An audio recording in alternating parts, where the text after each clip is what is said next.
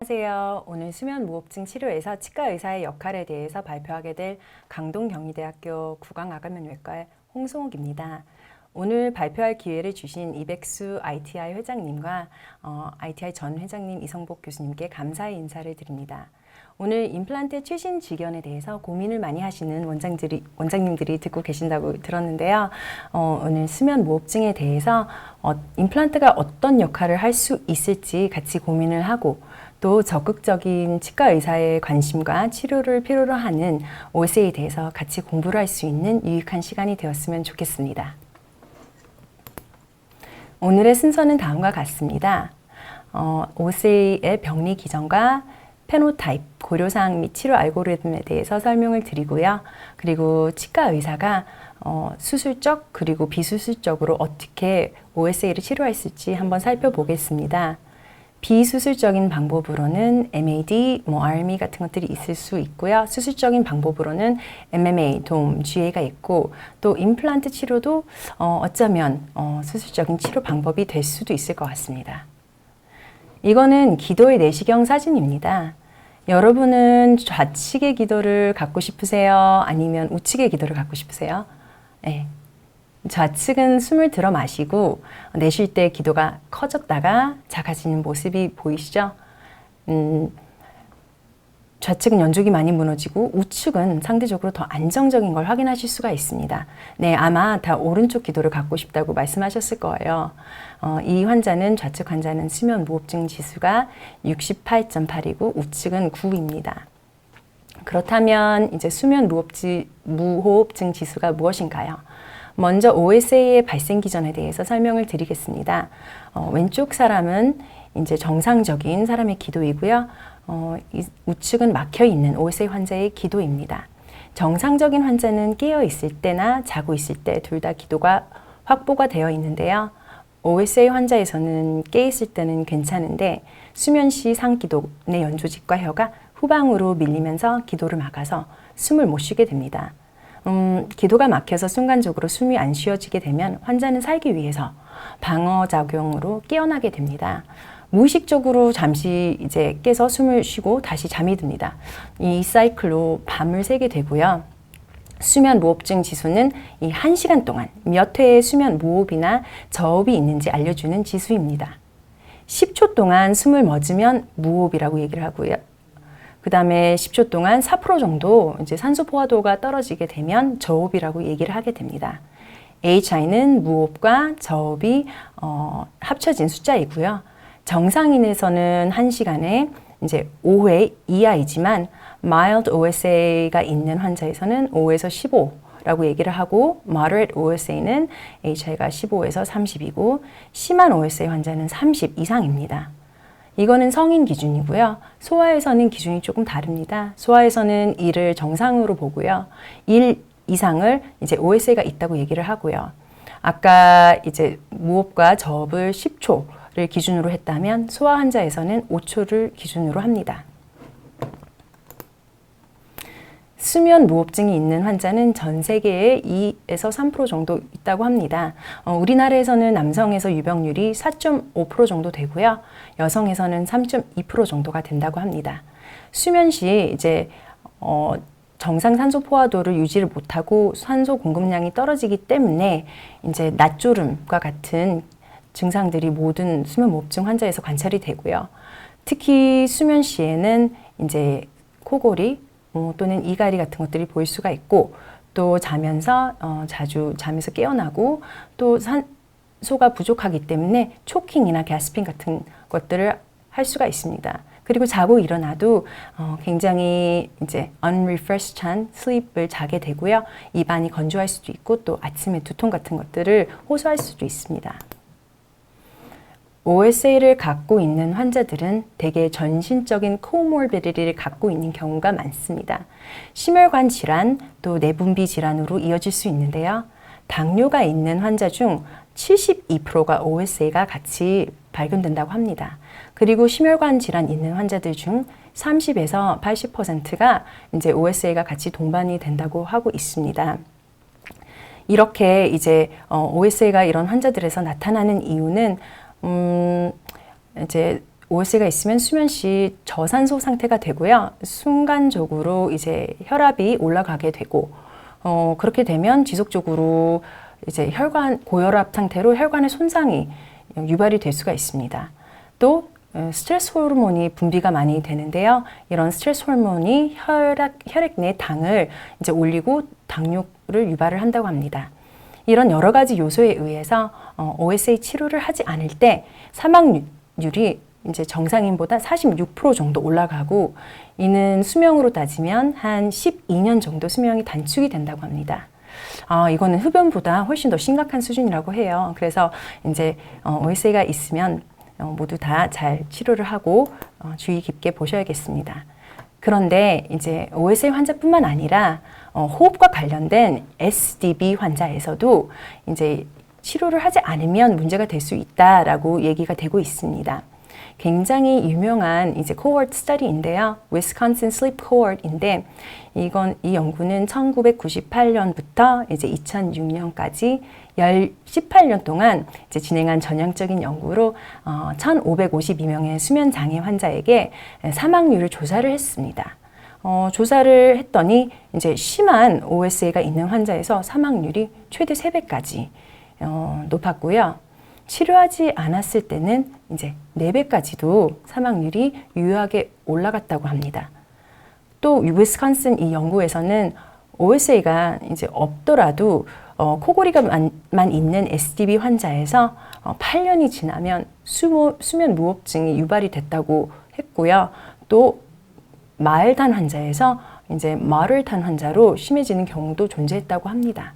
그래서 오히려 OSA가 진단되기 전부터 좀 이제 SDB 상태에서도 치료가 중요하겠습니다.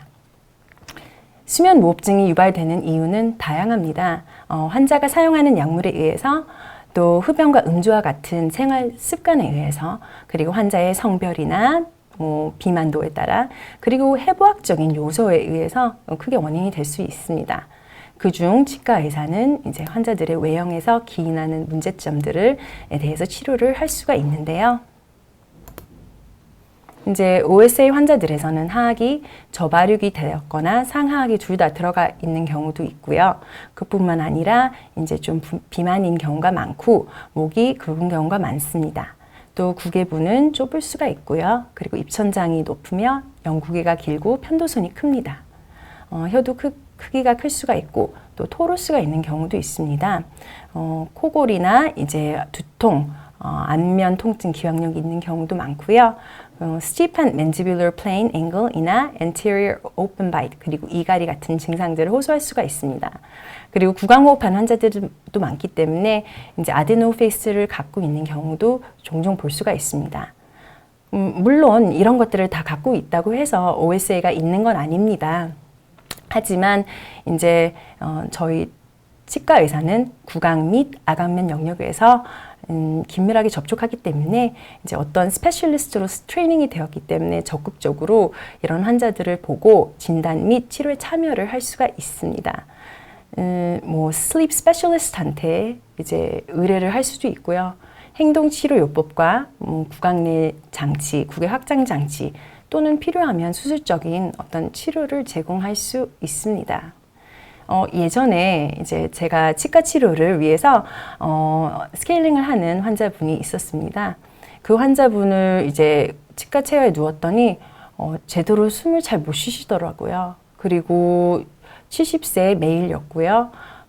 목도 굉장히 두꺼웠고 혀도 굉장히 컸습니다. 그래서 이분께 제가 혹시 주무실 때 코골이를 하시냐고 여쭤봤는데요. 환자분이 안타깝게도 신부님이셔가지고 같이 주무시는 사람이 없어서 모른다고 하더라고요. 그래서 이제 여러 가지 정황을 봐서는 제가 봤을 때는 OSA가 분명히 있는 것 같더라고요. 그래서 환자분께 한번 이제 PSG 검사 진단을 받아보세요 말씀을 드렸는데, 나중에는 양압기를 하셨더라고요. 그래서 굉장히 심했다고, 그래서 감사하다고 말씀하셨어요. 이렇게 이제 저희 치과 의사는 근접하게 환자들의 구강 구조를 보고 옆에서 볼 수 있기 때문에 치료를 좀 초반에 많이 치료에 도움을 줄 수가 있습니다. 다음은 이제 수면 무호흡증의 페노타입에 대해서 살펴보겠습니다. OSA는 크게 4가지 페노타입에 의해서 결정이 됩니다. 크게 해부학적인 요소와 비해부학적인 요소로 나눌 수가 있는데요. 이제 비해부학적인 요인은 low respiratory arousal threshold, 그리고 불안정한 ventilatory control, 그리고 upper airway dilator muscle이 제대로 작동되지 않을 때도 나눌 수 있습니다. 이 low respiratory arousal threshold는 이제 interthoracic pressure의 변화가 특히 민감해서 기도가 너무 민감하게 반응을 합니다. 그래서 환자가 자꾸 이제 잠에서 깨어나게 되는 거예요. 이런 환자에서는 깊은 수면으로 이어지기가 힘들고요. 기도와 혀의 긴장도에 영향을 주기 때문에 OSA가 유발이 될 수가 있습니다.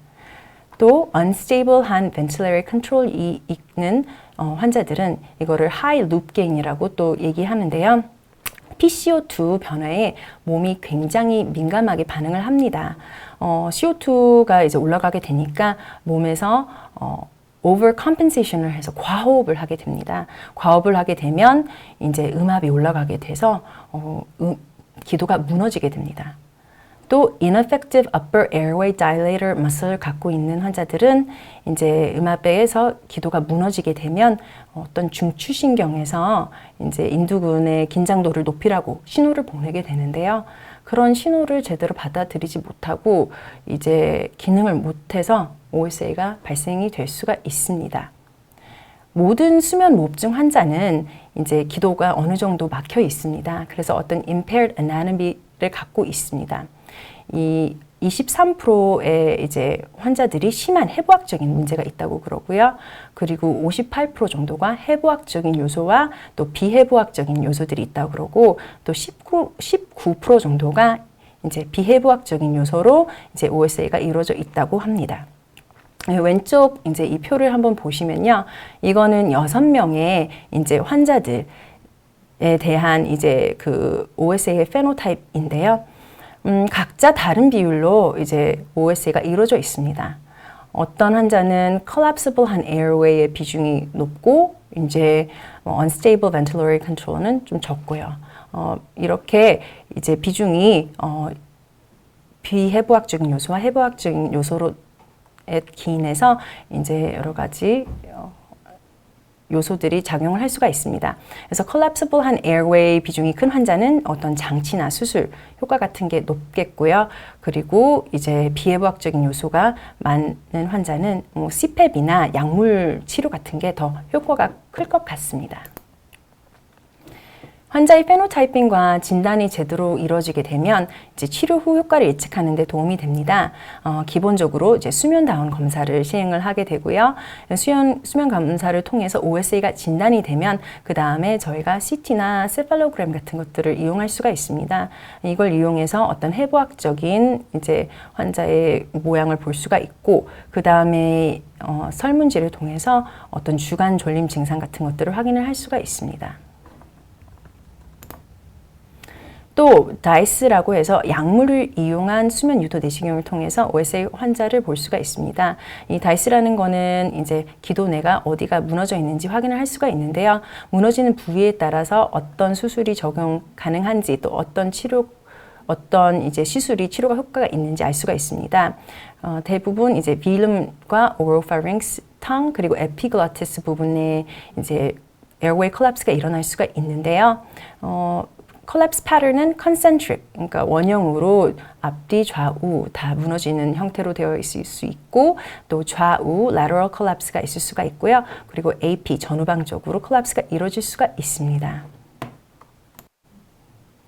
그러면 폐쇄성 수면 무호흡증 환자의 치료는 1차적으로 양압기가 추천이 됩니다. 양압기는 공기를 장치를 통해서 상기도로 불어주는 방식인데요. 적응하기가 굉장히 쉽지 않습니다. 마치 진공청소기를 반대로 틀었다고 생각을 하시고 그러면 굉장히 입안이 마르고 불편하겠죠. 그래서 이 치료에 순응하는 사람은 이제 50% 이하로 보고가 되고 있습니다. 그러면 양압기에 적응을 하지 못하는 사람은 아무런 치료를 안 하는 것보다는 구강 내 장치를 하는 것이 효과가 있습니다. 빌름이랑 오로파링스 부위에 obstruction이 있으면 이런 이제 상악골 확장술들을 할 수가 있고요. 혀 부위에 obstruction이 있으면 MED 장치나 GA 같은 걸 할 수가 있고 뭐 MMA 같은 것들을 시행할 수가 있습니다. 환자를 성인과 소아로 분류해서 이제 치료를 접근을 해야 하는데요. 이제 알고리즘을 보시면 이제 소아 환자에서는 상악골이 저형성된 경우에는 rapid maxillary expansion이 도움이 됩니다. 그리고 페이스 마스크 같은 것도 도움이 될 수가 있겠고요. 또 하악골이 저형성된 환자는 MAD, 하악 전진 장치를 사용할 수가 있습니다. 하악 전진 장치는 모노블럭이나 바이블럭 형태로 존재하고 커스터마이즈드 된 제품, 기성 제품으로 나눌 수가 있습니다. 성인에서도 마찬가지로 MAD 장치를 사용할 수가 있는데요. 대부분 MAD 장치가 AHI가 5에서 25 사이에서 가장 효과가 이제 예측 가능하다고 그러고요. 25 이상에서도 물론 사용할 수가 있습니다. 그렇지만 이제 효과가 이 범위가 제일 좋다고 알려져 있습니다. 그리고 만약에 장치 사용하는 거를 거부를 한다거나 이용을 못하는 환자들은 이제 MMA 같은 수술을 시행할 수가 있고, 이는 상악과 하악의 deficiency를 교정을 하고요.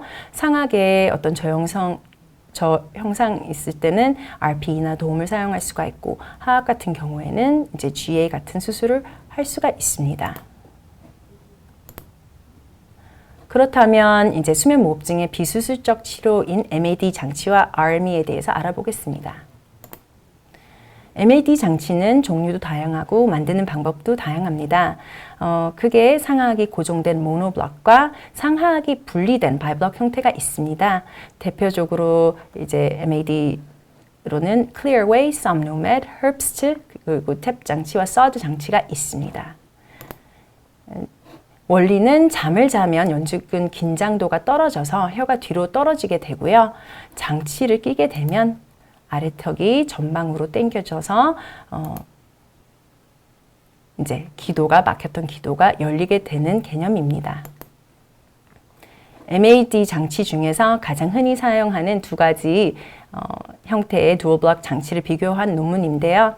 이 논문에서는 67명이 솜노덴트 장치를 사용했고 70명이 헐프스 장치로 치료를 했습니다. 솜노덴트의 장점은 이제 쉽게 조절이 가능하고요. 잘 이제 경구성이 좀 뛰어나고, 또 이거는 본을 떠서 업체에 보내는 거기 때문에 이제 어떤 개런티 기간이 있습니다. 특히 이비인후과 선생님들이 많이 사용하는 장치이고요. 근데 단점으로는 이제 좌우 움직임이 조금 제한이 되고요. 그리고 가격이 150만 원에서 200만 원 정도로 굉장히 좀 비쌉니다. 헐프스 장치 같은 경우에는 가격적인 면에서는 굉장히 이제 상대적으로 저렴하고요. 볼륨 자체도 좀 적어서 이제 환자들이 편해하고 좌우로 움직일 수가 있고 조정을 할 수가 있기 때문에 좋고, 대신 이제 장치가 얇기 때문에 더 잘 부러질 수가 있습니다. 그리고 어떤 업체에 맡기는 게 아니기 때문에 이제 개런티 기간이 없습니다. 두 장치는 다 유의하게 AHI를 떨어뜨릴 수가 있고요. 그리고 이제 두 장치 간에는 유의한 차이는 없었습니다. MAD 장치의 합병증입니다. 합병증으로는 이제 MAD 장치를 밤에 끼게 되므로 당연히 입안에서 침이 이제 너무 많이 나올 수도 있고요. 또 입안이 오히려 더 건조할 수도 있습니다. 그리고 잇몸 같은 데가 자극이 될 수가 있고, 어디 치아 같은 데가 좀 당겨지거나 그러면 불편하실 수가 있습니다. 그리고 장치가 좀 잘 안 맞으면 두통 같은 것들이 유발이 될 수가 있고요. 그리고 턱 관절에 통증이 오고 교합의 변화가 있을 수가 있겠습니다. 턱 관절 통증과 이제 교합의 변화가 아마 가장 큰 합병증일 텐데요. 턱 관절에 이제 질환이 있는 환자에서 MAD 장치를 사용할 때는 굉장히 좀 조심을 하셔야 됩니다. 그리고 이제 정상인인데 TMJ에 어떤 변화가 오거나 좀 통증이 오게 되면 장치를 저희가 조정을 하고 전진하는 양을 조금 줄인다든지, 아니면 장치를 잠시 뺐다가 다시 이제 끼는 방식으로 해가지고 턱 관절을 좀 잘 통증을 조절을 해야 될 것 같고요. 또 교합의 변화가 오게 되면 오버바이시나 오버젯이 줄어들게 되고, 전치부가 이제 내측으로 들어가게 되거나 하악이 이제 협축으로 튀어나올 수도 있고, 또 오클루저 컨택트가 이제 줄어들 수가 있습니다. 그래서 이런 문제점들이 오지 않도록 굉장히 조심스럽게 장치를 봐야 될 것 같습니다. 그렇지만 이제 이런 합병증에도 불구하고 양압기를 사용하지 못하는 환자들에서는 이제 MAD 치료가 꼭 필요합니다. 2015년 이제 미국 수면의학학회와 이제 미국 수면치의학학회에서 만든 가이드라인입니다.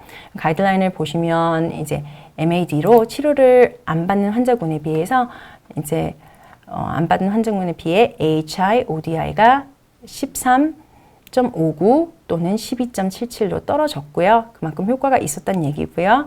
그리고 주간 졸림 증상은 3.81이나 낮아졌고, 그리고 quality of life는 굉장히 많이 이제 개선이 되었습니다. 그렇다면 이제 MAD가 CPAP만큼 효과가 있는지 또 한번 비교를 했는데요.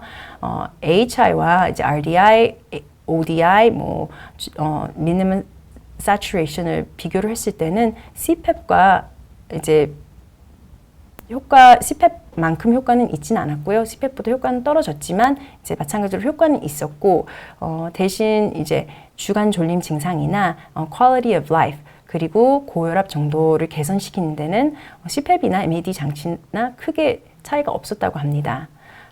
그리고 오히려 MAD 장치가 어떤 수능도나 적응도가 좋았고요. 그리고 부작용도 CPAP에 비해서 훨씬 더 적었다고 합니다. 또 두 번째 비수술적인 치료인 RME에 대해서 살펴보겠습니다. RME는 주로 소아 수면 무호흡증 환자에서 사용을 하게 되는데요. 소아 수면 무호흡증 환자의 증상은 다음과 같습니다.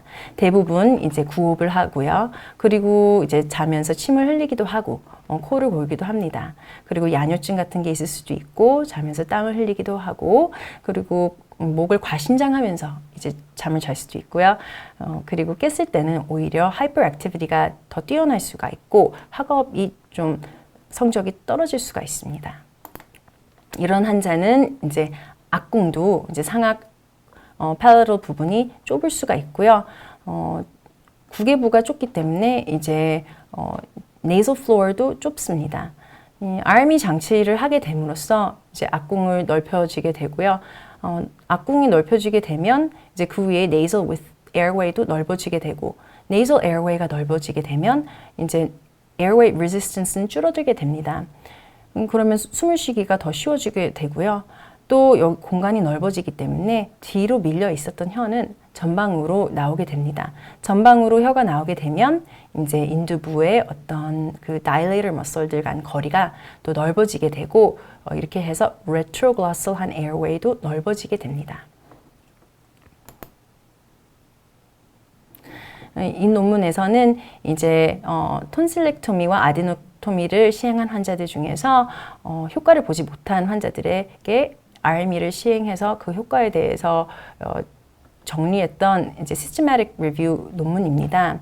소아 OSA 환자에서는 1차적으로 톤실렉토미와 아데노토미가 추천이 됩니다. 근데 이렇게 해도 효과가 없는 환자들이 있습니다. 효과 없는 환자들은 이제 조사했더니 maxillary hypoplasia와 high arch를 갖고 있었던 환자들입니다. 이 환자들의 RME를 했더니 이제 교합이 좋아졌고, skeletal discrepancy도 좋아졌고, 또 OSA도 좋아졌다고 합니다. OSA가 이제 개선이 됐던 이유는 이제 비강저가 넓어지고 그러면서 nasal airflow resistance가 줄어들었기 때문이라고 했습니다. 이 systematic review를 통해서 이제 저희가 한 가지 생각을 할 수 있는 포인트가 있는데요. 지금까지는 이제 TNA가 소아 OSA 환자들에서 1차적인 치료였습니다. 그렇지만 이제 효과 없는 군들이 maxillary hypoplasia와 high arch 군입니다. 이런 군의 이제 소아 OSA 환자에서 비강이 좁고 nasal resistance가 높아서 코로 숨쉬기가 힘들어서 구호흡하는 경우가 많습니다. 구호흡을 하게 되면 이제 기도 내 비강 내 연조직에 어떤 인플라메이션이 잘 생기고, 이게 장기화되면 이제 턴실과 아데노이드가 비대해지게 될 수가 있습니다. 이런 RME를 적용하게 되면 결국 코로 숨쉬는 거를 용이하게 하고 결국에는 이제 구호흡이 없어지게 되면서 전막 내 인플라메이션을 줄어들게 할 수 있습니다. 그래서 케이스에 따라 다르겠지만 어쩌면 1차적으로 이제 RME를 이제 적용을 하는 것에 대해서 한번 고려해 볼 수도 있을 것 같습니다. 그렇다면 수술적인 치료는 어떤 것들이 있는지 간단하게 설명드리겠습니다. MMA, 돔, GA와 같은 구강암외면 외과 수술이 있고요. 그리고 어쩌면 치과 임플란트도 OSA에 도움이 될 수도 있겠습니다. 양악 전진술에 대해서 설명을 드리자면 양악 전진술의 개념은 이렇게 좁아진 기도를 상악 골격 자체를 전방으로 이동시키면서 인두근과 연조직의 긴장도가 올라가게 하고 혀가 전방으로 당겨지게 하면서 기도 내 부피가 커지게 되어 정상인 기도를 만드는 것입니다. 양악 수술과 같은 절골손을 갖는데요. 상악은 루포트 1, 하악에는 BSSR을 오스티오토미를 하게 됩니다. 상하악을 10mm 이상 당기게 되면 주변의 연조직이 당겨지면서 기도가 넓어지고 근육 긴장도가 올라가게 됩니다. 가장 성공률이 높은 수술 중에 하나이고요. 성공률은 85% 이상이라고 합니다.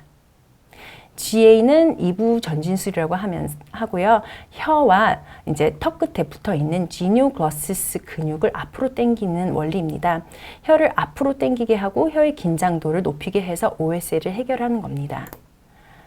지니오글로시스 근육이 붙어 있는 이 지니오 터보클 상방에 절골을 해서 이제 뼈를 앞으로 당겨서 고정을 하게 되면 이제 혀 뒤에 공간이 넓어지게 돼서 OSA가 해결이 된다고 하는데요. 이 수술은 단독으로 잘 행해지진 않고요. 보조적으로 다른 수술과 같이 시행하게 됩니다. 이 케이스는 MMA와 GA를 같이 한 케이스입니다. BMI가 22.4로 이제 뚱뚱하지 않는 환자이고요. 23세 메일 환자입니다. 수술 전에는 PSG가 이제 AHI가 42.9, RDI가 42.9로 굉장히 심한 폐쇄성 수면 무호흡증을 갖고 있었습니다. 초진 이제 측두부에서는 SNA가 75.6으로 굉장히 들어간 맥실라와 이제 레트로그나틱한 SNB가 69.9로 레트로그나틱한 하악을 갖고 있었습니다. 이 환자에게 이제 양악 수술과 지니오글로시스 애밴스먼트를 시행을 했는데요. 상악은 7mm 정도 빼고 하악은 9mm 정도 빼고 또 턱끝은 5mm 정도 빼게 됐습니다.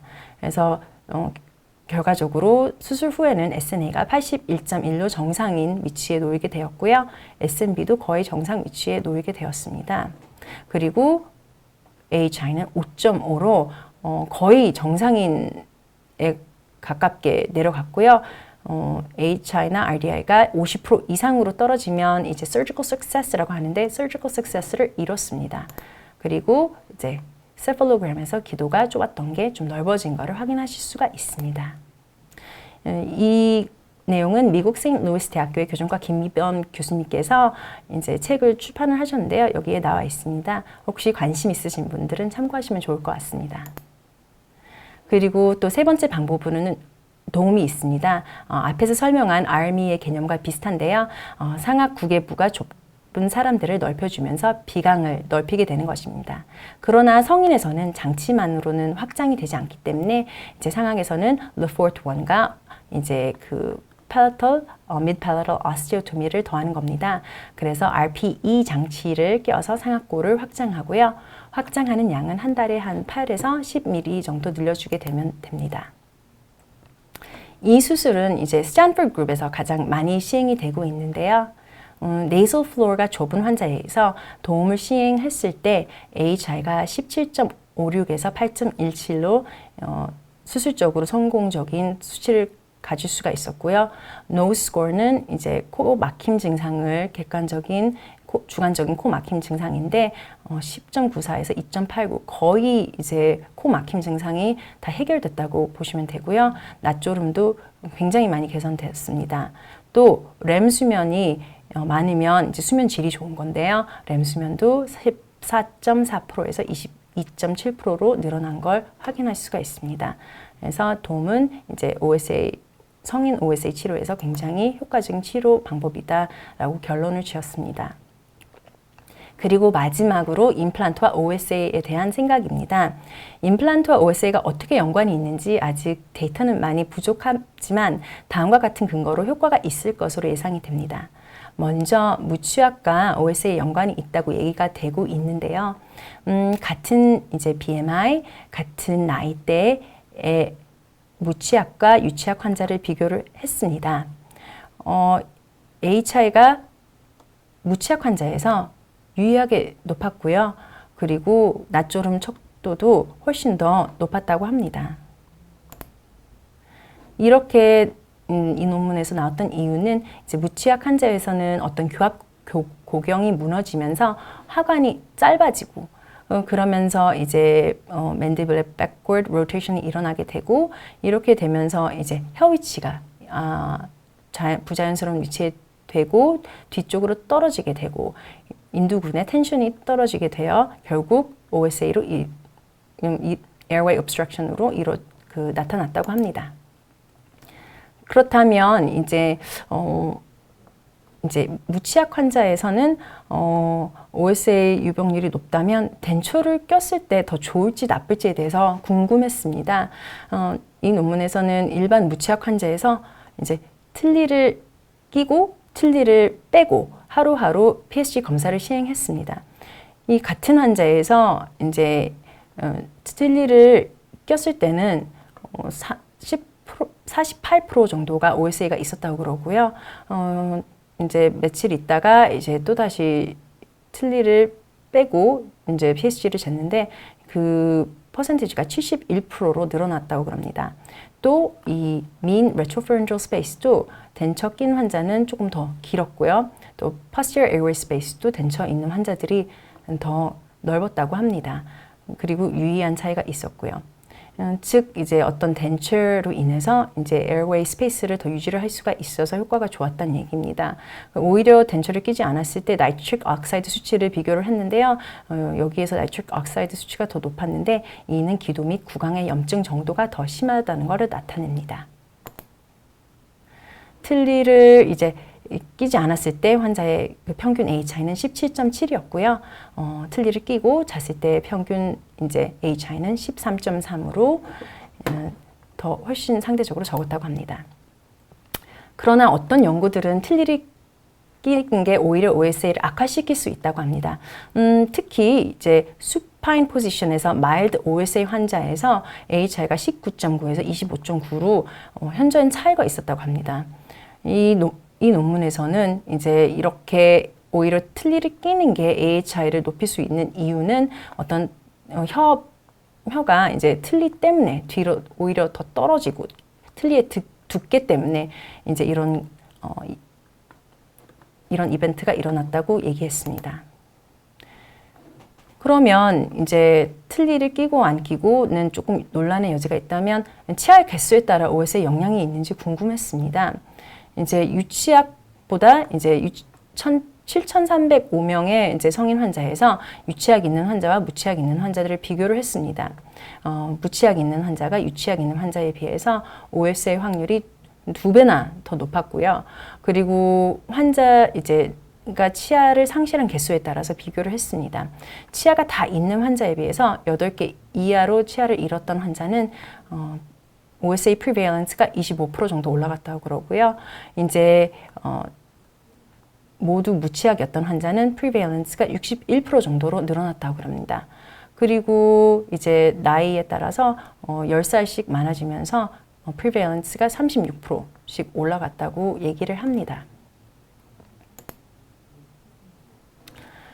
그래서 지금까지의 그 임플란트와 관련된 내용을 정리를 하면 아직은 이제 그 틀니가 OSA에 있어서 얼마나 효과가 있는지는 결론이 나지 않았습니다. 어떤 연구는 틀니에 의해서 어떤 수직 고경이 생기고 posterior airway space가 넓어지면 도움이 된다고 하고요.